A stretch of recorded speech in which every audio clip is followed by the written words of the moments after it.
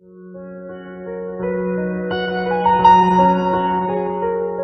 saudara-saudara kita buka firman Tuhan di dalam Kejadian pasal yang ke-37. Kita pada hari ini saudara kita harus belajar tentang hal Yusuf. Yusuf ini adalah anak Tuhan yang terakhir selama 430 tahun. Di mana Tuhan hampir tidak berbicara. Di dalam masa kegelapan, di dalam masa yang bangsa Israel sedang dikembangkan secara jasmani, dan Tuhan hampir tidak pernah menyatakan firman-Nya.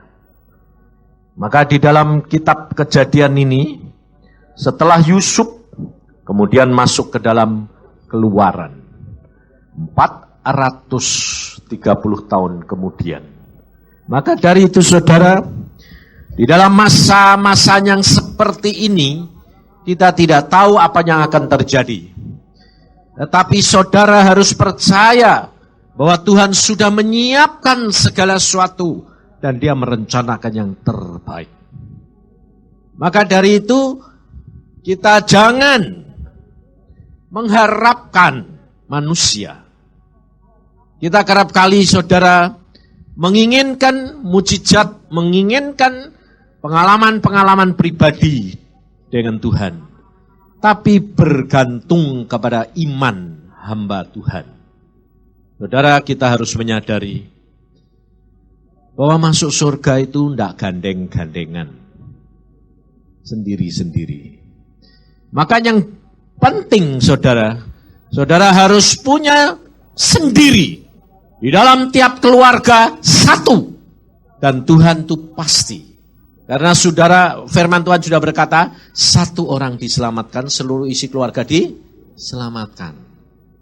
Tapi cara Tuhan menyelamatkan keluarga bukan bergantung orang itu satu, tetapi satu yang dipilih Tuhan, yang menyenangkan hati Tuhan, dan dia akan menjadi saksi, dan iman itu akan transfer.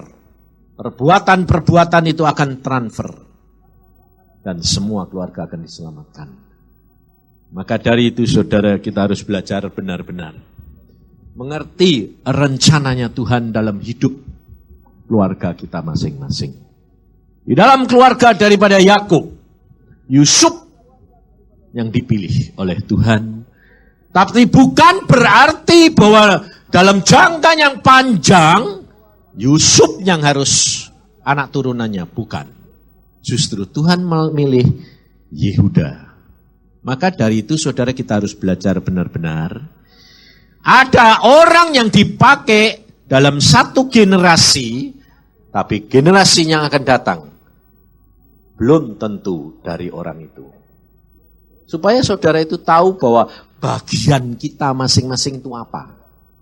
Nah, bagian saya saudara, saya diutus oleh Tuhan. Bukan membuat mujizat, lalu dengan orang lain, iman saya berdoa, mereka sembuh, mereka, tidak. Tuhan memilih saya bukan begitu caranya. Makanya saya belajar dari pengalaman hamba-hamba Tuhan. Saya pada waktu dipanggil, saya berkata, Tuhan, saya melihat banyak hamba-hambamu dipakai luar biasa, tapi akhir hidupnya semua tragis. Dan saya tidak mau. Buat apa kita mau jadi calo surga? Orang lain ngalami, orang lain, tapi saya sendiri tidak masuk. Tidak mau, saya bilang. Saya minta jaminanmu.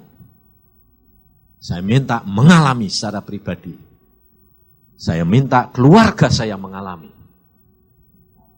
Sebab kalau tidak, percuma. Iya toh? Saudara ingin keluarganya masuk surga enggak? Hah? Saudara mau bayar enggak? Mau toh? Tapi kalau saudara dipakai ternyata orang lain yang masuk, keluargamu ketinggalan. Buat apa? Maka dari itu saudara, lalu Tuhan mengatakan kepada saya, aku jamin dan aku beri kepadamu. Maka dari itu saudara, saya dapat benih yang daripada Tuhan. Dan saya diajar, diberikan benih yang suruh ngalami, suruh ditanam, berbuah. Buahnya besar-besar, 3-4 kali lipat daripada buah biasa. Lalu Tuhan berkata, kamu tahu, aku beri kamu benih, buah yang harus ditanam, benih ini. Dan saya tawarkan setiap orang mengambil, lalu nikmati sendiri. Saya sudah buktikan buahnya luar biasa. Nah, Tuhan berkata, berikan kepada mereka. Mereka akan mengembangkan. Bahkan mungkin bisa lebih gede lagi. Satu anugerah. Saya tidak iri. Saudara lebih besar, syukur. Makanya saya selalu ngomong, kalau saya dipakai Tuhan, lalu anak saya dipakai Tuhan kalah sama saya, itu tidak benar. Sebabnya apa? Sebabnya anak saya sudah dapat bagian saya, jadi harus seperti Daud sama Salomo. Salomo lebih hebat ya toh? Harus begitu saudara. Makanya orang tua di sini saya kasih tahu, jangan berprinsip kayak zaman jago-jago silat. Jadi kalau gurunya pinter, ngajar muridnya dan anaknya biasanya disimpan satu jurus enggak? Kenapa disimpan satu jurus? Takut kalah. Nah itu salah saudara. Itu namanya mengasihani diri sendiri. Maka dari itu kita harus belajar prinsip-prinsip Alkitab. Nah, di dalam Kejadian pasal yang 37, saya akan petik saudara. Saya anggap saudara-saudara ini sudah baca Alkitab semua loh ya. Amin. Amin. Jadi kalau ada yang belum baca, cepat bertobat. Ya. Sebab Tuhan suruh ngadakan seminar ini bukan mencari jiwa-jiwa baru. Tapi justru jiwa-jiwa yang harus berbuah. Loh, sudah ditanam tapi belum buah. Kalau buahnya lebat harus cepat dituai. Jadi jangan kaget kalau nanti selesai terus banyak yang pulang. Puji Tuhan ketemu dah surga. Maka dari itu saudara jangan usah khawatir. Pulang itu satu anugerah. Satu keuntungan. Mari kita buka. Kejadian 37 ayat 5. Pada suatu kali bermimpilah Yusuf, lalu mimpinya itu diceritakan kepada saudara-saudaranya, sebab itulah mereka lebih benci lagi kepadanya. Karena katanya kepada mereka, coba dengarkan mimpi yang kumimpikan ini. Tampak kita sedang di ladang mengikat berkas-berkas gandum, lalu bangkitlah berkasku dan tegak berdiri. Kemudian datanglah berkas-berkas kamu sekalian mengelilingi dan sujud menyembah kepada berkasku itu. Lalu saudara-saudaranya berkata kepadanya, apakah engkau ingin menjadi raja atas kami? Apakah engkau ingin berkuasa atas kami? Jadi makin bencilah mereka kepadanya karena mimpinya dan karena perkataannya itu. Nah, mimpi yang kedua saudara baca nanti di bawahnya, bahwa bulan dan bintang pun dan 11 bintang, bulan dan matahari dengan 11 bintang, mereka menyembah kepada Yusuf. Jadi saudara perhatikan, Tuhan itu kalau bicara, biasanya kalau melalui mimpi, selalu diteguhkan hampir 2 kali. Selalu. Sebab hal yang seperti itu tidak mungkin tidak akan terjadi. Pasti harus terjadi. Nah, maka dari itu saudara, kalau saudara dan saya dipilih oleh Tuhan, di dalam satu keluarga ada yang dipilih, Tuhan pasti memberikan pernyataan. Dan selalu orang yang mendapat pernyataan itu pasti bayar harga, saudara. Jadi kalau saudara itu dipilih Tuhan dalam keluarga, nah, jadi sedia, siap-siap. Siap-siap apa? Bayar harganya. Jadi jangan kaget. Itu caranya Tuhan memang begitu. Jadi kalau kamu dipilih mendapatkan kasih karunia daripada Tuhan, di dalam daging kamu harus berani bayar harganya. Tetapi harga yang saudara dan saya bayar, kalau dihitung-hitung, itu tetap murah, saudara. Sebabnya apa? Coba, Yusuf menderita bayar harganya berapa tahun? 13 sampai 14 tahun. Dia menikmati berapa tahun? Dia diangkat jadi raja, umur 30, dia mati umur 110. Berapa tahun? 80 tahun. Loh, murah enggak? Jadi saudara, kita perhatikan kalau Tuhan itu luar biasa. Kalau dia sudah memilih saudara dan saya, ada harga yang kamu bayar, tapi saudara perhatikan. Kerap kali kalau kita itu mendapatkan pernyataan dari Tuhan, loh, yang diingat-ingat apa? Contohnya Yusuf dikasih pernyataan bahwa mimpinya itu 11 berkas gandum menyembah. Bulan, matahari, 11 bintang nyembah. Yang diingat-ingat apa? Mimpi ini dah. Mimpi ini dah. Kalau kamu ingat-ingat mimpi ini, enggak datang-datang. Sebabnya apa? Sebabnya saudara menanti akan jadi raja. Maka kamu akan lebih menderita. Sebab apa? Sebab jalan yang Tuhan berikan bukan jalan kamu.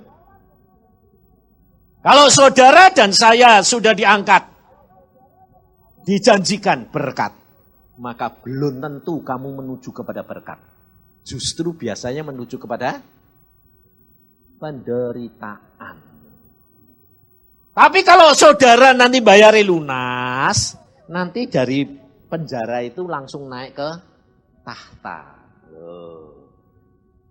Ada terowongannya. Jalannya itu kalau dari Yusuf pergi ke raja, itu jalannya Tuhan tuh masuk ke dalam bumi.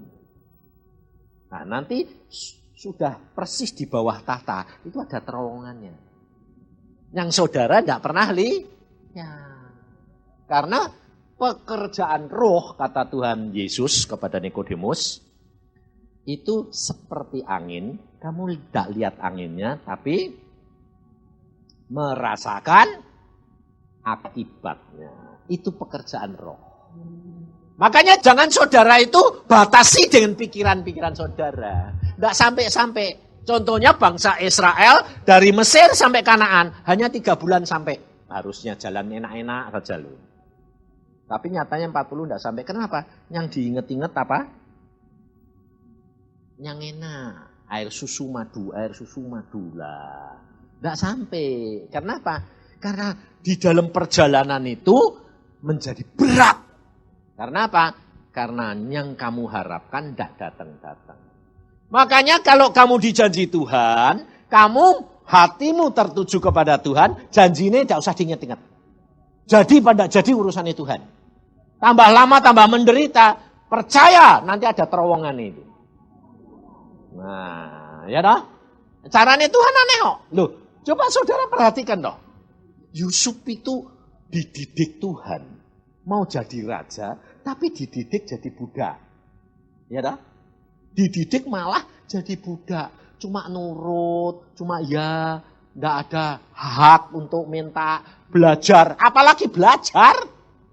Enggak ada kesempatan.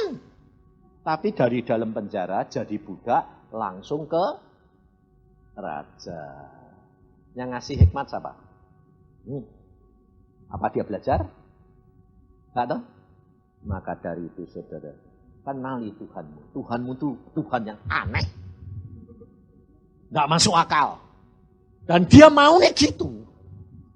Sebab kalau kamu mau, dia enggak mau. Kamu enggak mau, dia mau. Tapi kamu tidak bisa pura-pura, aku mau. Aku tidak mau, tidak bisa. Dia lihat hatimu. Maka dari itu Yusuf ini luar biasa. Dia tulus, dia jujur. Dia ngomong apa yang dia mimpikan, apa yang dia dapat dari Tuhan, dia ngomong. Akibatnya apa? Penderitaan. Jadi nak ngomong apa enggak? Sama aja Pak, beda. Kalau enggak ngomong Pak, itu kayak Maria. Maria dapat pernyataan, diem. Betul lah? Dia enggak ngomong sama Yusuf toh. Aku ditemui malaikat. Malaikat masuk, roh masuk. Aku ngandung. Enggak berani ngomong toh. Diem Maria. Sampai perutnya gede. Mau tidak mau Yusuf tahu. Loh kamu ini ada apa? Nah, kalau gitu cerain aja pelan-pelan. Tuhan ngomong sendiri sama Yusuf. Maria tidak membela diri. Maria tidak memberitahukan. Makanya Alkitab berkata, selalu kalau ada apa-apa Maria menyimpan dalam hatinya. Beda saudara. Tapi kenapa Yusuf ngomong? Yusuf orangnya jujur, terbuka. Apa yang di hati, apa yang di luar. Maria orangnya tertutup. Jadi Tuhan itu bekerja menurut apa? Sifat perangai sendiri-sendiri. Tapi bahwa banyak perempuan yang seperti Maria atau seperti Yusuf.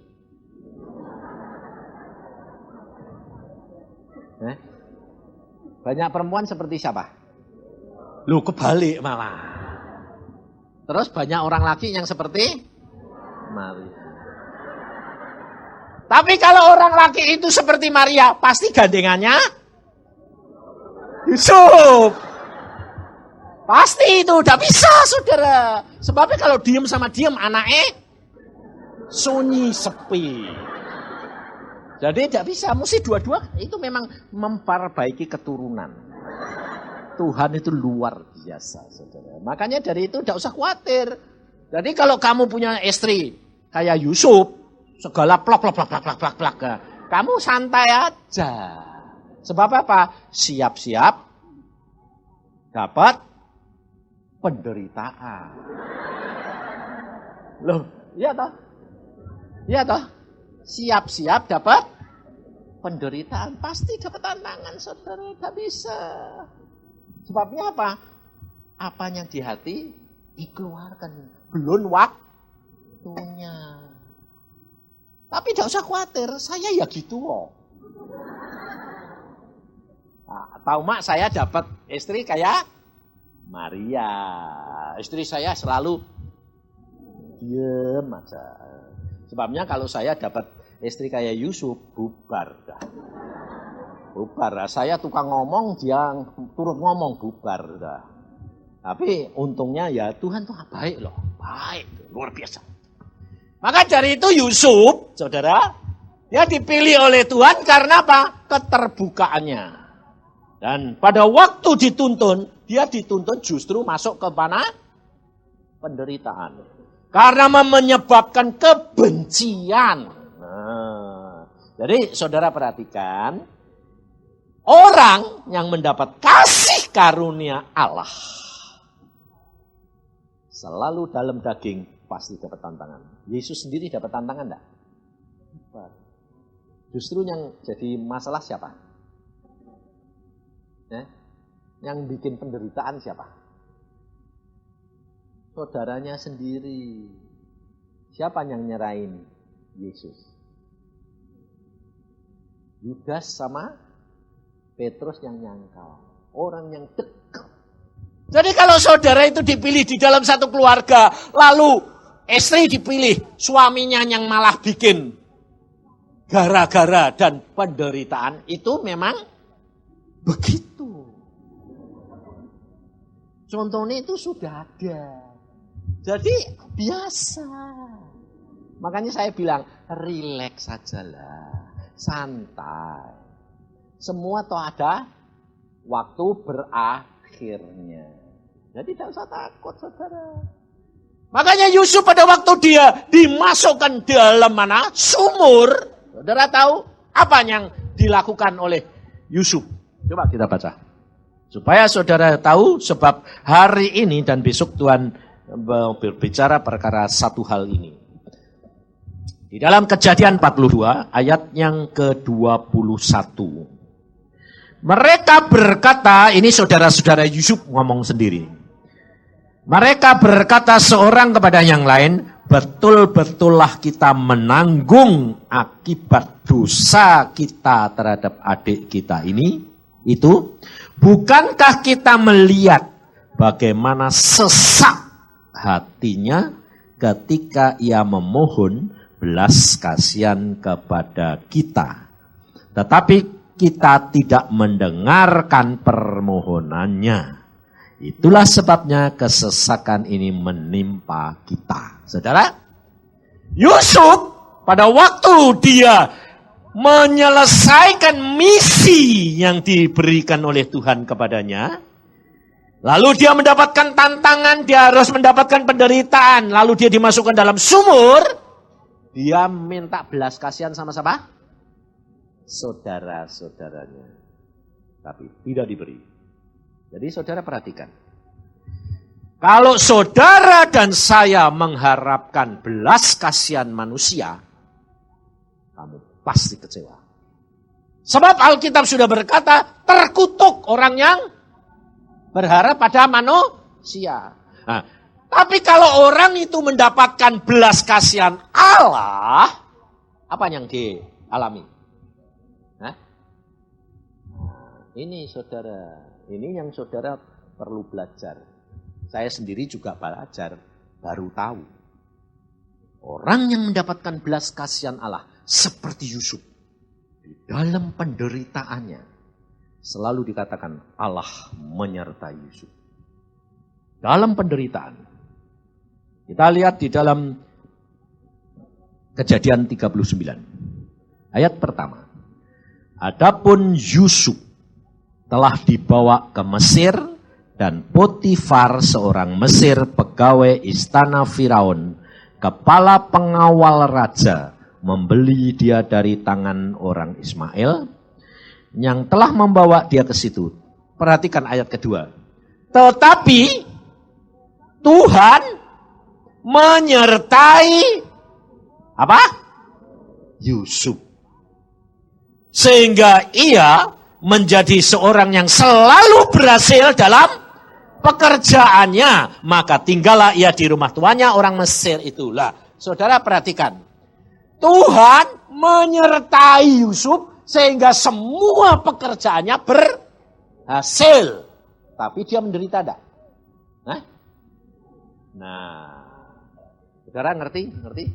Kalau saudara dan saya mendapatkan belas kasihan Tuhan, saudara di dalam penderitaanmu, engkau akan sanggup menanggungnya.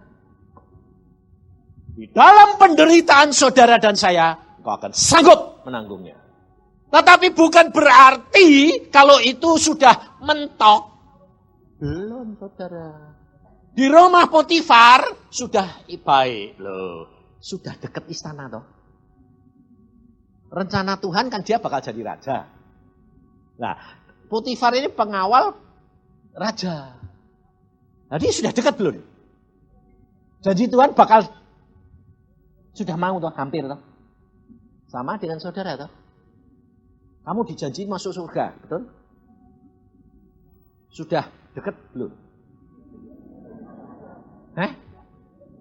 Loh. Di Ambon, di mana-mana orang Kristen toh yang dianiaya toh. Alkitab berkata apa? Nanti kalau Tuhan mau datang terjadi penganiayaan. Nah, jadi saudara lalu jangan membayangkan. Waduh, nanti aniaya bagaimana? Membayangkan tuh lebih berat daripada kalau jalani. Jadi tidak usah bayang-bayangin. Sebab kalau kamu bayangin, toh belum tentu terjadi. Contohnya Tuhan Yesus. Pada waktu Tuhan Yesus di Taman Getsemani, Saya sampai diskusi sama Tuhan secara pribadi ini, saudara. Saya bilang, Tuhan, Engkau ini Allah sendiri. Jadi manusia. Engkau kan sebetulnya sudah tahu bahwa kamu harus menderita. Betul tak? Dan Alkitab berkata loh, Dia berkuasa menyerahkan nyawanya, Dia berkuasa mengambil kembali. Bayangin, saudara. Saudara tidak punya kuasa itu. Tapi saya bilang, loh Tuhan, Engkau kan rela tuh menyerahkan nyawamu. Iya. Tapi kenapa kamu di Taman Getsemani kok susahnya kayak gitu, takutnya kayak gitu, sampai peluhmu keluar darah. Coba, aku bilang gitu. Engkau saja kayak gitu, apalagi aku. Ya tidak mungkin, ya toh. Makanya saudara, saya pernah ditanya Tuhan dalam pengasingan ini, selama 3 bulan ini. Akhir dari pengasingan Tuhan tanya gini, Yusa, dia kalau manggil saya itu ya 2 kali, saudara, tidak 1. Nah saya kalau manggil dia ya 2 kali, Tuhan. Kamu kalau manggil Tuhan sekali apa 2 kali?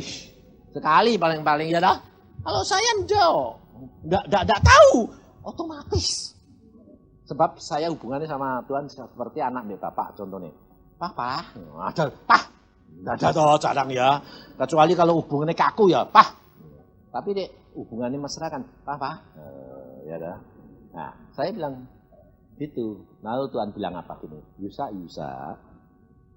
kamu itu harus ngerti aku. Loh, ngerti bagaimana? Aku pada waktu di Taman Getsemani, aku tuh manusia biasa. Kealahanku harus aku tanggalkan. Sebab kalau tidak, setan nuntut. Karena yang dapat menanggung dosa, itu harus manusia. Membayar harganya harus manusia, bukan Allah. Makanya kalau orang berkata, Allah tidak bisa mati. Betul. Lah kalau Yesus itu Allah, tidak bisa mati. Loh, dia Allah dan manusia. Yang mati manusianya. Allahnya enggak. Dia rela. Jadi benar, saudara. Jadi kalau orang Islam bilang Allah tidak bisa mati, kamu tidak boleh bantah lalu bantah-bantah tidak usah. Betul. Karena Allah dan manusia. Nah, pada waktu itu saya berkata, lah engkau kok takut? Nah, itu tanyaan yang baik, Tuhan bilang. Kenapa aku takut? Ya kenapa? Karena aku membayangkan. Engkau bayangin Tuhan. Iya, aku nanti disalib, aku nanti dianiaya, aku nanti ditelanjangi, aku nanti gini. Aku membayangkan. Makanya Tuhan bilang, kamu tidak usah membayangkan, memikirkan hari esok. Hari esok ada pinter. Tapi kenyataan kamu pikirin enggak? Lebih itu namanya. Jadi kamu ini percaya enggak? Tanya percaya. Lah kok mikir? Enggak usah mikir besok. Besok urusan besok. Jadi kalau saudara mulai mikir ragu-ragu besok bagaimana ini, kamu ngomong sama jiwamu. Ngapain kamu mikir? Ngomong dewek. Ngapain kamu mikir? Koi siapa? Gituin. Itu salah satu resep inner healing. Penyembuhan jiwa. Penyembuhannya jiwa itu caranya mesti diomongin. Jadi makanya saya ngajar, cobalah praktek gitu loh. Supaya kamu tuh cepat gak menderita. Sebab apa? Yang kamu bayangkan itu sebetulnya gak perlu dibayangkan. Belum tentu itu terjadi. Dan kalau kamu terjadi sekalipun, belum tentu kamu menderita seperti yang dibayangkan. Jadi percuma. Lebih baik dijalani saja, kecemplung ya nyemplung. Gitu loh. Santai saja. Sebab Tuhan berkata apa? Engkau tidak akan dicobai lebih dari kekuatanmu. Lah ngapain pusing-pusing. Nah, kalau sampai nanti tidak kuat, ya kamu tinggal gini ya. Janjimu loh. Aku sudah tidak kuat, kamu turun tangan. Itu Tuhan. Sebab setiap kali kamu kecepit tidak kuat, ya pasti turun tangan. Jadi sebetulnya penak enggak jadi orang Kristen? Lah penak kenapa sih kok kamu bikin susah? Karena banyak mikir itu loh saudara. Hambatan yang paling banyak susah itu pikiran. Makanya Amsal bilang kalau kamu bisa mengalahkan keakuan dirimu, kamu lebih besar dari seorang pahlawan. Mengalahkan satu kota.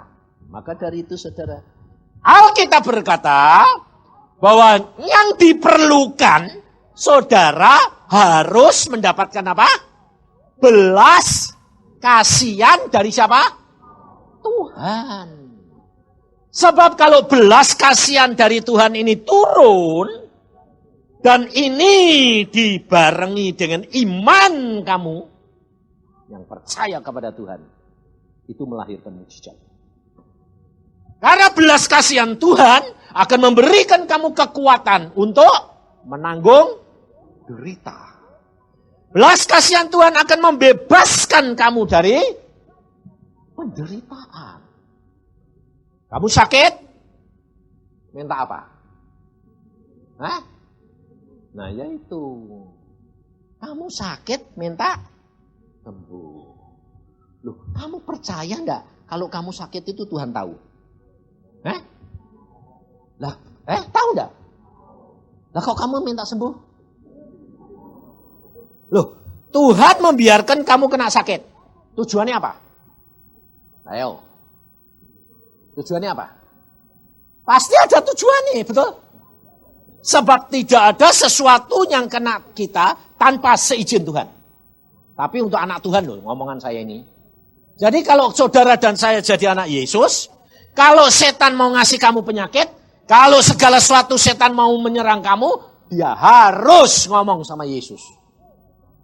Dia salah, dia buka celah, dia dosa, dia melanggar firman, hukum. Nah, Tuhan ini adil. Lihat anaknya, aduh salah. Ya sudah, oke. Jadi kamu kena toh? Kena penyakit toh? Nah, lah kok kamu minta sembuh? Ya kamu mestinya apa? Minta ampun, tapi sebelum minta ampun itu mesti tahu salahnya. Kamu tanya sama Tuhan, Tuhan Roh Kudus loh. Di dalam diri kamu ada Roh Kudus enggak? Ada? Baca ngomong enggak? Nah itu. Makanya cobalah, saya tuh ngajari saudara itu gini loh. Ngomong! Dalam perkara apa? Segala perkara. Makan aja. Tuhan, terima kasih makanan enak loh Tuhan. Aku mau menikmati. Makan, minum. Ke WC, ngomong. Terima kasih Tuhan, bisa keluar. Tidak keluar, repot. Lihat toh. Coba dah keluar, repot tak? Repot. Mau tidur, ngomong saudara. Yang dipikiri itu Tuhan. Pasti Tuhan menyelesaikan segala-galanya. Tapi saudara tidak pernah ajak ngomong. Jadi kalau saudara sakit, saya ini yang saya alami dan Tuhan ajarkan. Kalau saya sakit, saya bilang, sembuhin dong Tuhan. Enggak. Saya bilang, Tuhan kamu kok sakit? Pasti aku salah ini, buka celah ini. Sehingga setan mau izinkan. Saya 2 tahun yang lalu, tidak ada apa-apa saudara. Saya itu mulut saya kayak kena api, melepuh semua, nelen air aja setengah mati. Tidak bisa, sakit yang ada. Kasih obat segala macam, tidak mempan. Sehingga saya dalam waktu 2 minggu turun 8 kilo. Nah, waktu saya gitu saya bilang, Tuhan aku kok sakit. Nah, saya udah bilang, sembuhin dong Tuhan. Dah. Kesalahanku apa? Engkau pasti punya maksud. Tanya terus sebab Alkitab berkata loh, Roh Kudus yang tinggal di dalam diri kita, dia akan menyatakan segala kesalahan dan dosa-dosamu. Menginsyafkan. Dia akan menolong kamu dalam menuntun kamu dalam seluruh kebenaran. Jadi tanya. Jangan langsung minta sembuh. Tidak bakal sembuh. Sebabnya apa? Sebab Tuhan sudah ada janjian sama setan. Boleh. Sampai batas apa? Itu selalu. Saudara. Semua perhatikan. Ada waktunya. Jangka waktunya itu. Orang dosa, orang salah dihukum sama hakim. Ada waktunya enggak? Berapa bulan, berapa minggu, berapa tahun. Ada. Tuhan juga begitu saudara. Ada waktunya. Jadi saya tanya. Tuhan aku salah. Lalu saya doa. Tidak dijawab. Doa terus. Tuhan Roh Kudus tak ingat ke firman. Engkau ngomong. Roh Kudus engkau penolongku. Engkau menuntun aku dalam seluruh kebenaran. Engkau mengingatkan aku tentang dosa-dosaku. Akhirnya cerita dia. Dia ngomong gini. Apa yang kamu lakukan? Loh, aku lakuin apa? Pada waktu anakmu yang kecil itu pergi ke Jakarta. Sampai kamu tidur enggak? Enggak. Kenapa kamu enggak tidur? Khawatir. Sebabnya apa? Sebab pada masa itu anak saya yang paling kecil ini, Semi ini, sedang urusan sama tanah, semua orang ngancam dia mau bunuh. Jadi saya bapaknya juga pikiran sembayang, pergi Jakarta, pulang. Ya tak tunggu-tunggu mobilnya tidak masuk-masuk, tidak tet. Tidak taunya sudah pulang, mobilnya dibawa temennya, dia orangnya masuk. Jadi aku semalam suntuh itu tidak tidur. Nungguin dia. Lalu Tuhan bilang, apa itu? Kamu khawatir toh? Iya. Berarti kamu percaya kepadaku enggak? Enggak. Buka celah. Mulutmu ngomong apa? Mulut saya sempat ngomong, saudara. Anak enggak pulang kok enggak ngomong sama orang tua. Padahal aku enggak ngerti kalau dia sudah di kamar tidur enak-enak. Saya semalaman enggak tidur. Lalu Tuhan bilang, kamu buka celah. Orang seperti kamu percaya kepadaku, mengenal kepadaku. Tidak boleh khawatir. Bayangin saudara cuma khawatir toh. Hukumannya, makanya mulut ini bahaya. Lalu adik saya dapat penglihatan saudara. Ada naga gede, persis di muka saya. Nyembur muka saya dengan api. Wah pantesan. Tidak bisa makan, tidak bisa minum. Saudara dikasih obat sama dokter apa tidak mempan. Saya bilang, saya cuma gini. Terima kasih Tuhan. Sudah aku bertobat. Nah, sudah tahu baru bertobat. Belum tahu apa-apa sudah tobat. Saya buat tobat apa? Tobat, setelah tobat minta ampun. Tuhan bilang, bayar harganya. Sampai pada waktunya. Waktunya berapa? 3 minggu. 3 minggu saudara. Setelah 3 minggu, dia sembuh itu. Karena sudah tobat. Itu caranya saudara. Segala sesuatu ada waktunya. Tidak bisa lalu saudara bilang, sembuh. Lebih-lebih ini anak-anak Tuhan yang rasa punya karunia. Tidak bilang sembuh. Dalam nama Yesus. Langsung ditengkingi. Kamu tengkingin sampai bodol. Tidak bakal keluar sakitmu. Tidak bisa saudara. Ini pengalaman saya nyata waktu di retreat itu. Retreat ada seorang hamba Tuhan loh, kerasuan setan. Saya disuruh nangking, tak mau. Saya bilang, Tuhan sudah engkau utus Tuhan. Diem, aku ya diem. Lalu akibatnya apa? Dimati. Hamba Tuhan tidak punya kasih. Wong saudara seimani kena kerasuan setan, diem aja. Saya bukan diem aja. Saya tanya Tuhan. Tuhannya diem. Nah, aku ya diem. Saya tanya sekarang. Tuhan sayang orang yang kerasuan setan itu sama saya sayang dia sayang mana? Sayang Tuhan. Nah, Tuhannya diem. Aku mau dimarahi malahan. Gak punya kasih. Nah, saya bilang, loh Tuhan aku dimarahi. Tapi aku ya diem, aku sudah tahu bahwa aku ini cuma seekor anjing. Kalau Tuhan bilang, nah, Tuhan diem ya. 3 hari 3 malam. Dilayani hamba Tuhan, ditengkingi siang malam, nggak keluar. Akhirnya hari keempat itu jam 2 saya dibangunin. Karena mereka sudah ngantuk semua, sudah loyo semua. Saya dibangunin, saya diketok lagi. Pak, tolong. Nanti dulu toh, tak sembahyang. Oh sembahyang kok 3 hari tidak dijawab. Sama saudara, itu akibatnya mesti gitu. Sebabnya apa? Orang itu kepengen semuanya cepat. Tapi saya bilang, iya saya tahu. Terus saya masuk tidur lagi. Masuk tidur lagi saya, orangnya santai. Saya masuk tidur lagi sambil ngomong. Tuhan, kapan sih Tuhan waktu ini? Dia ngomong sekarang.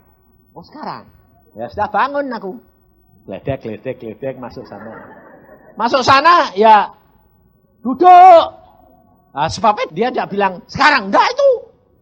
Di rumah tadi bilang sekarang ya wes. Tapi sampai situ jangan langsung gini. Dalam nama Yesus, keluar. Enggak bisa. Belum disuruh. Jadi saya ya duduk lagi di situ. Terus hamba-hamba Tuhan bilang, duduk berapa? 15 menit.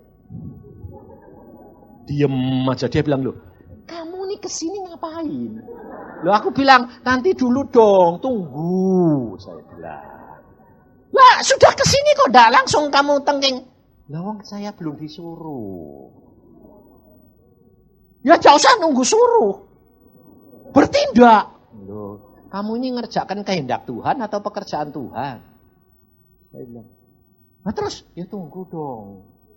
Wah, orang model kamu tidak cocok. Memang saya itu terus terang dianggap orang sinting. Sebabnya apa? Aneh. Jadi saya duduk seberapa jam terus Tuhan ini ngomong. Sekarang Tuhan. Ya. Aku cuma gini Pak. Ya enggak berdiri saya. Wah, setan. Aku cuma setan. Dia di pojok ini. Setannya jawab ini. Ya, aku tahu. Nah, ya bisa.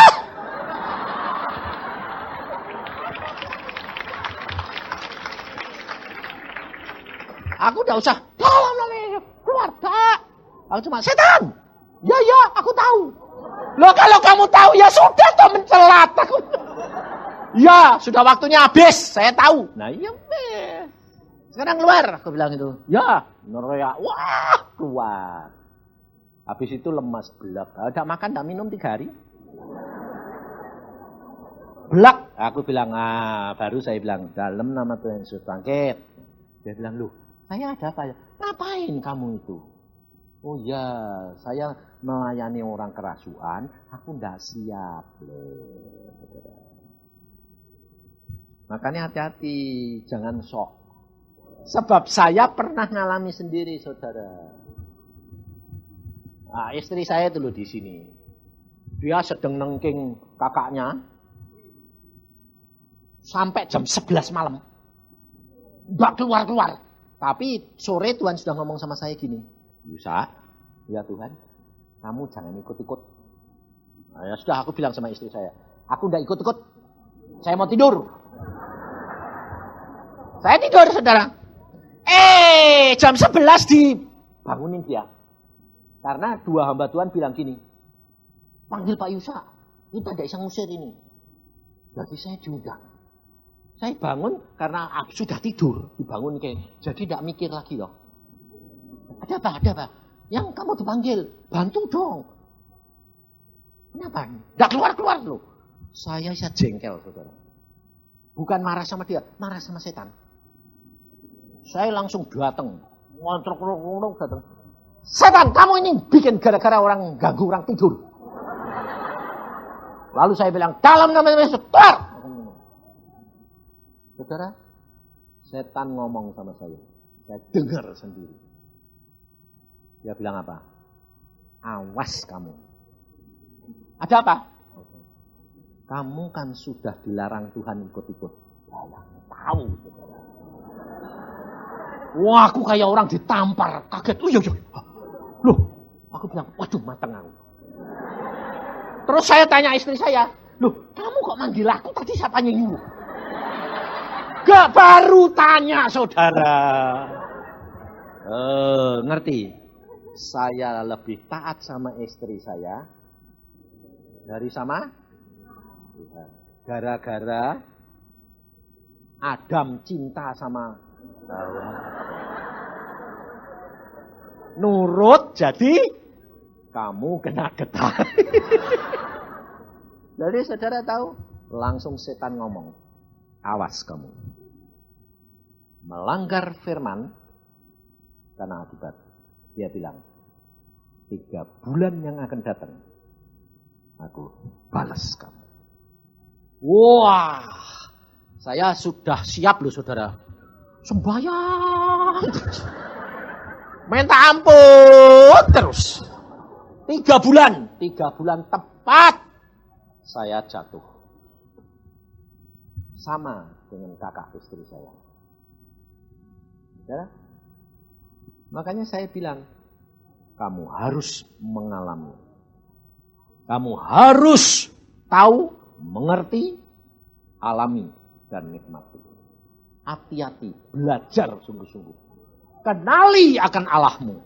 Kalau saudara dan saya lebih dekat sama Tuhan, maka saudara harus sadar, salah sedikit, melanggar dia, bayar harga. Saya jatuh saudara. Dan istri saya bilang, ini piye yang, aku jatuh sekarang. Istri saya bilang apa? Tidak apa-apa. Loh kok tidak apa-apa, bagaimana? Tidak apa-apa, aku mendoakan kamu. Ini saudara. Aku mendoakan kamu. Doakan terus. Dan saya bayar harganya 1,5 tahun. Saudara tahu? Harga yang saya harus bayar mahal. Musa teledor dengan kata-katanya, tidak boleh masuk tanah Kanaan. Maka dari itu saudara, kita harus waspada. Hanya satu yang dapat menolong saudara dan saya, Roh Kudus. Tidak ada yang lain. Maka dari itu kamu harus kenali Roh Kudus. Karena Roh Kudus ini adalah masa akhir. Perjanjian lama adalah masa Bapa. Perjanjian baru adalah masa Yesus. Masa akhir kedatangan Tuhan Yesus adalah masanya Roh Kudus. Saudara harus kenali dia benar-benar Roh Kudus.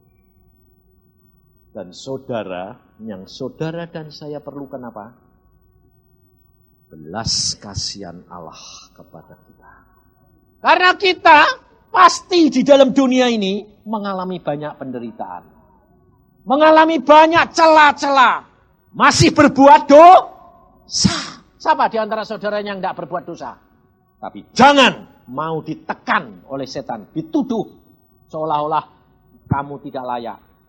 Yesus datang mencari orang dosa, bukan orang benar.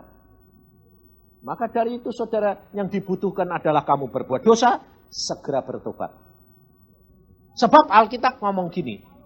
Yohanes bilang, kalau engkau anak-anak Allah sudah tidak berbuat dosa lagi. Maksudnya itu bukan tidak pernah berbuat dosa. Tidak berbuat dosa terus-menerus. Terjemahan Alkitab Indonesia ini kurang. Saya dulunya tidak ngerti. Nah ini kok gini Tuhan?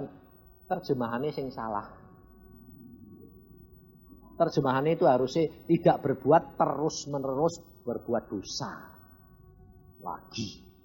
Jadi kalau kadang-kadang kecemplung berbuat dosa, apa-apa apa enggak? Hah? Apa-apa apa enggak? Apa-apa, jangan bilang enggak apa-apa. Tapi tetap bertobat, cepat bertobat. Itu yang Tuhan mau, saudara. Jadi 2 kali Yusuf mendapatkan pernyataan Tuhan. Yang kedua, ayat 21. Pada waktu Yusuf dimasukkan penjara, ayat 20. Lalu Yusuf ditangkap oleh tuannya dan dimasukkan ke dalam penjara. Tempat tahanan-tahanan raja dikurung. Demikianlah Yusuf dipenjarakan di sana. Tetapi, perhatikan. Tuhan menyertai Yusuf dan melimpahkan kasih setianya kepadanya. Loh. Lalu dikatakan lagi, apapun yang diperbuat Yusuf selalu berhasil. Nah, jadi jangan kaget kalau saudara dan saya disertai Tuhan, mendapatkan belas kasihan Tuhan. Apapun yang kamu lakukan akan berhasil, tetapi hasilnya itu untuk siapa? Untuk kamu atau untuk orang lain? Orang lain yang menikmati. Ngerti maksud saya? Jadi jangan kecewa.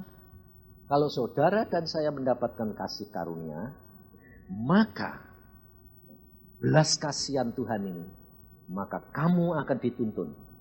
Kamu akan berhasil.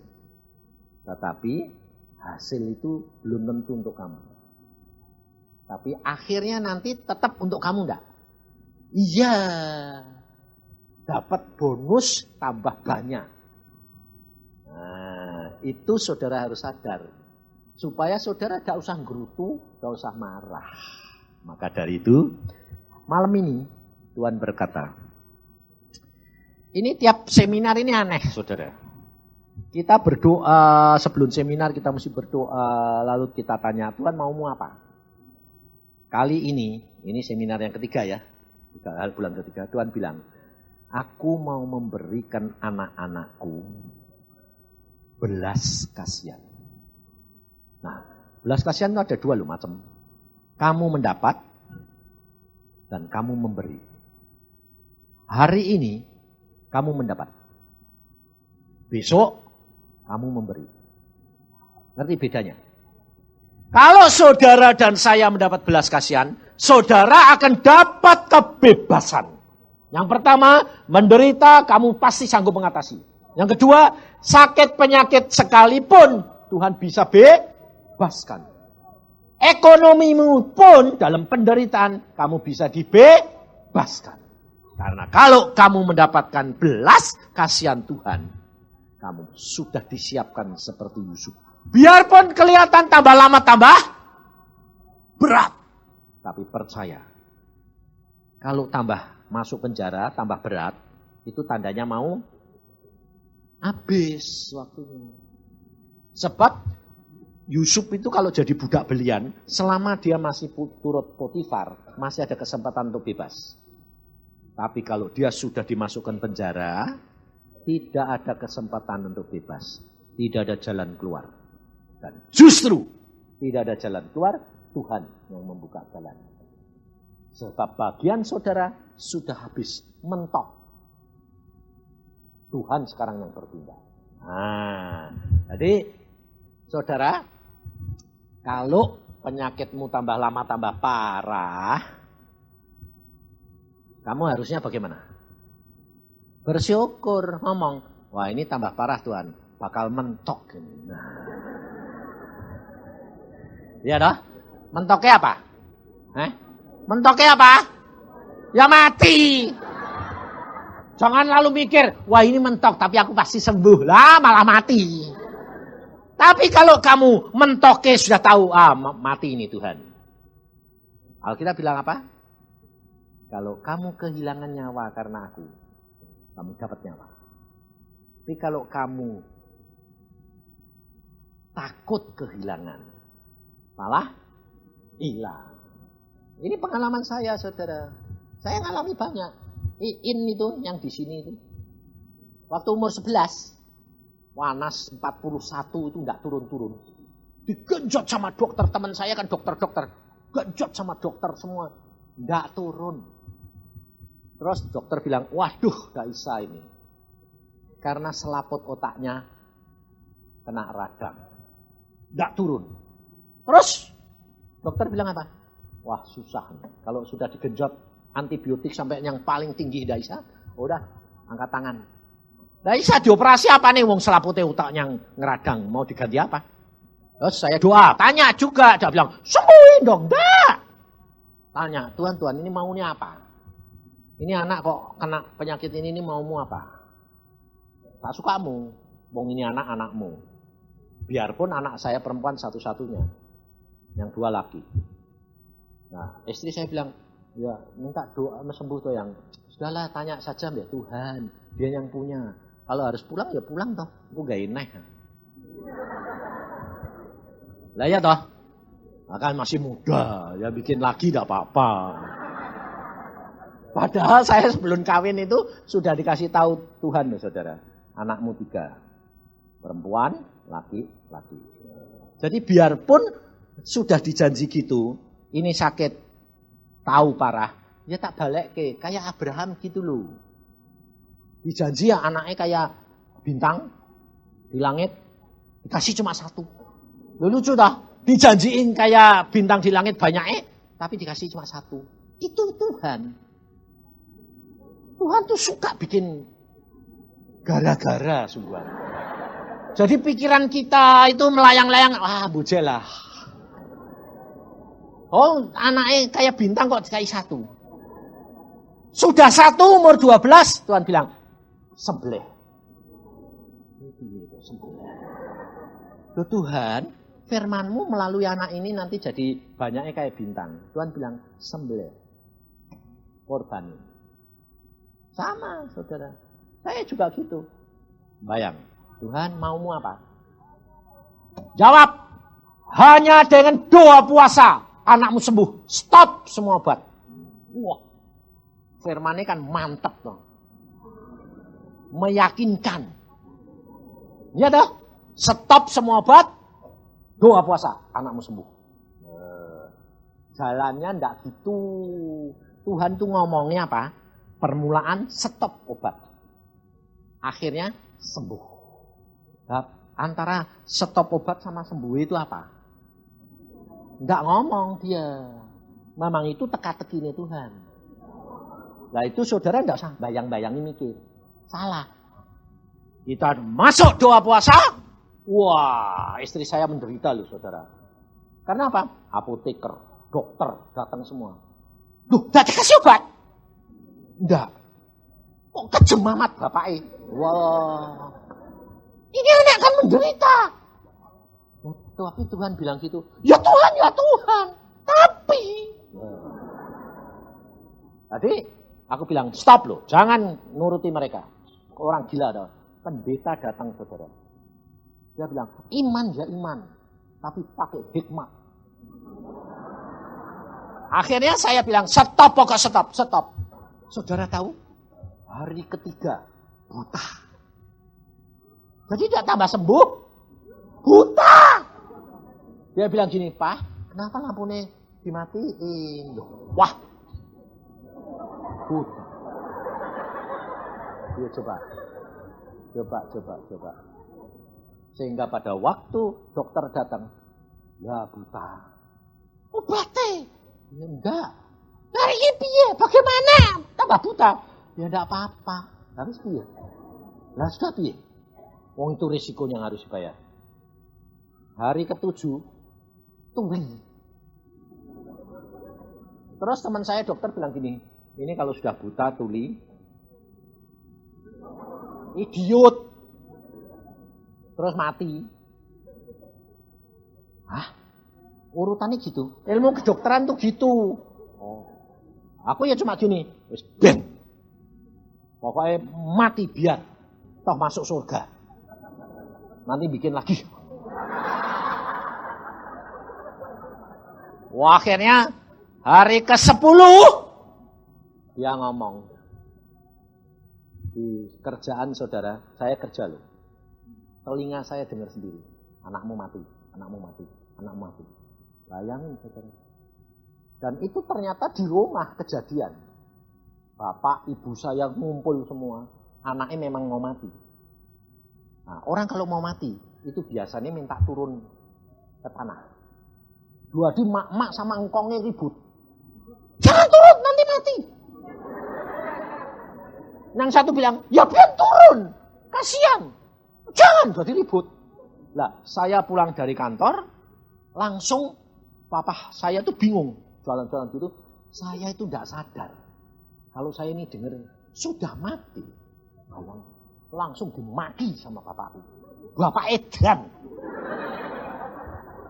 Wong anaknya disembayangke supaya urip kok malah tanya sudah mati. Oh, sorry, saya bilang. Ini telingaku dengar terus anakmu mati. Saya bilang, urusannya Tuhan. Mati untung, hidup untuk Kristus. Saya hanya jawab melalui firman. Lalu saya masuk, anaknya ngomong, "Pak, aku mau pulang."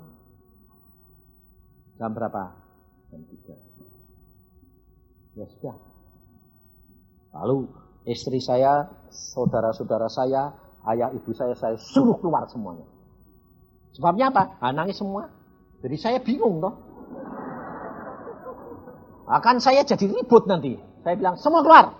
Tak tutup jeglek, gak boleh masuk. Saya ngomong sama dia, mau pulang? Ayo, tak antar papa. Bayang. Tuhan, meskipun kau katakan, doa puasa anakmu sembuh. Tapi kenyataan ini mau pulang. Aku hantar anakku pulang. Aku tahu dia masuk surga. Hambamu serahkan anakku dalam tanganmu. Dia ngomong sama Tuhan. Ngomong gini. Oh surga enak Tuhan. Ya mau. Bentar lagi. Setan kamu jahat. Tuhan baik. Ya mau Tuhan. Wah saya tahu gitu. Sudah waktu nih toh. Saya tambah. Penetapan. Saudara tahu akhirnya dia bilang. Oh engkau suruh balik Tuhan. Ya mau. Set tidur dia. Saya tahu beres ini. Langsung saya keluar saya bilang tidak jadi mati. Beres. Tapi beres tidur belum sembuh. Jadi saudara jalannya mesti harus tahu step-stepnya itu loh. Kalau Tuhan ngomong jangan dijabarin sendiri. Enggak sampai.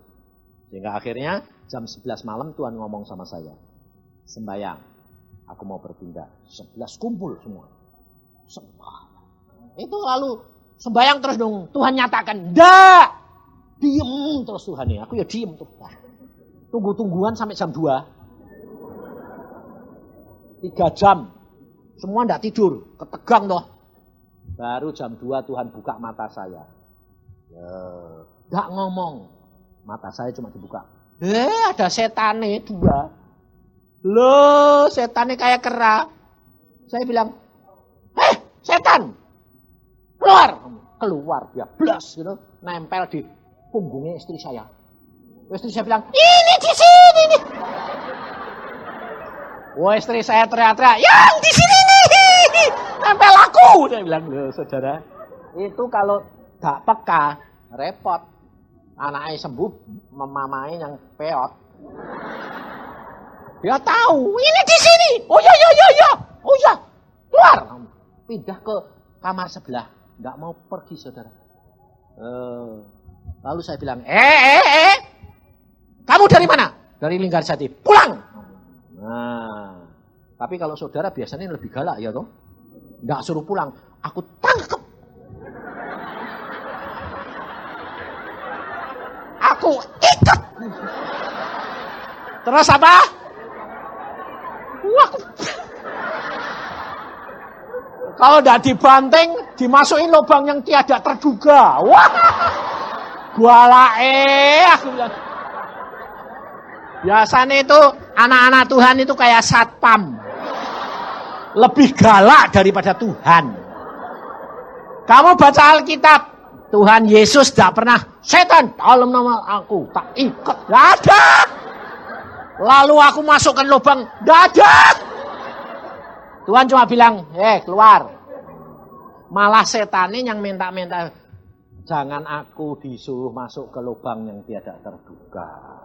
Kamu ini kerap kali galak itu loh. Makanya kenali Tuhan. Saya cuma bilang, suruh mana bro? Suruh balik. Balik, pergi balik. Langsung dia buka mata. Mak, engkong, papa, ma, ada apa ini? Kamu sakit, aku lapar. Makan. Sembuh. Maka dari itu tidak ada yang mustahil. Padahal sudah buta tuh. Nyatanya sempurna tuh sampai segini enggak tuh. Sampai teman saya dulu saudara. Di luar tahu saya. Yang kasihan tuh istri saya. Datang bawa ambilan. Jadi anak ini sudah sembuh. Ini teman saya pesen rumah sakit. Bawa ambilan. Saya di kantor, dia datang. Dia bilang, mana Iin? Mau diculik, dimasukin rumah sakit. Pikirnya aku ini enggak sayang deh anak. Waktu dia datang, mana Iin? Anaknya muncul dari kamar. Apa Lalu dia bilang, loh kok sudah sembuh? Sudah? Kapan? Kemarin. Loh, sungguh benar? Bungkus. Coba, 1, 2. Oh bisa. Sempurna saudara. Makanya itu harus saudara itu tahu cara membayar harganya. Jangan membatasi Tuhan. Yang penting di dalam penderitaanmu, 1, kamu mendapatkan belas kasihan Tuhan. Kalau belas kasihan Tuhan ini nanti kamu terima, ini bersama dengan imanmu, kamu akan melihat mujizat. Kamu lihat mengalami kelepasan. Kamu akan dibebaskan. Kamu akan diberi kekuatan untuk menanggung semua apa yang kamu harus hadapi. Percaya. Karena kerjasama dengan belas kasihan, dengan iman, melahirkan apa? Mujizat Tuhan. Karena Tuhan berkata, pada waktu murid-muridnya lapar, dia memetik gandum, orang Farisi bilang, itu perbuatan tidak benar. Tuhan berkata, yang aku kehendaki bukan persembahan, tapi belas kasihan. Ngerti saudara? Saudara mendapat belas kasihan. Sebab kalau saudara mendapat belas kasihan apa? Saudara diberi belas kasihan oleh Tuhan, orang lain akan digerakkan hatinya untuk menolong saudara. Jadi kalau saudara itu ditolong orang lain, saudara diberikan jalan keluar, bukan karena saudara baik, tapi karena saudara mendapatkan belas kasihan. Itu yang penting. Nah, sekarang tiba waktunya kita harus menyiapkan diri. Bukan saya. Saya nanti cuma hanya berdoa dan berjalan. Tapi saudara menerima sendiri-sendiri. Urapan minta roh belas kasihan. Tuhan akan berikan kepada saudara belas kasihan ini. Dan kamu akan menerimanya.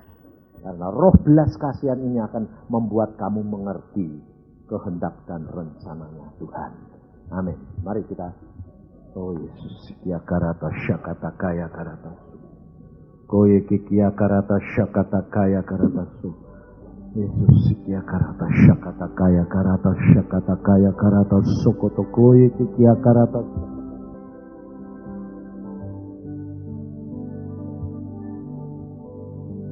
Ira pakakara lasandu. Ira pahatake.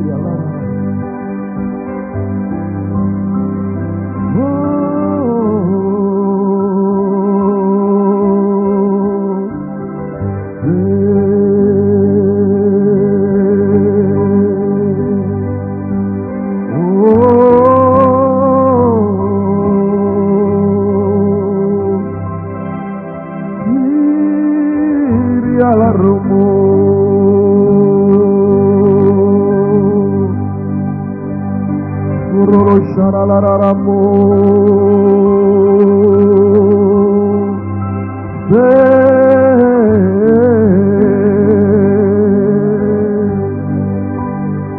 Yaralara sererere Uria patase Uria la sanaralaramu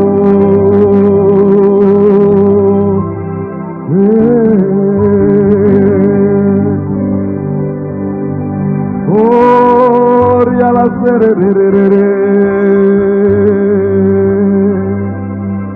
Arerararamu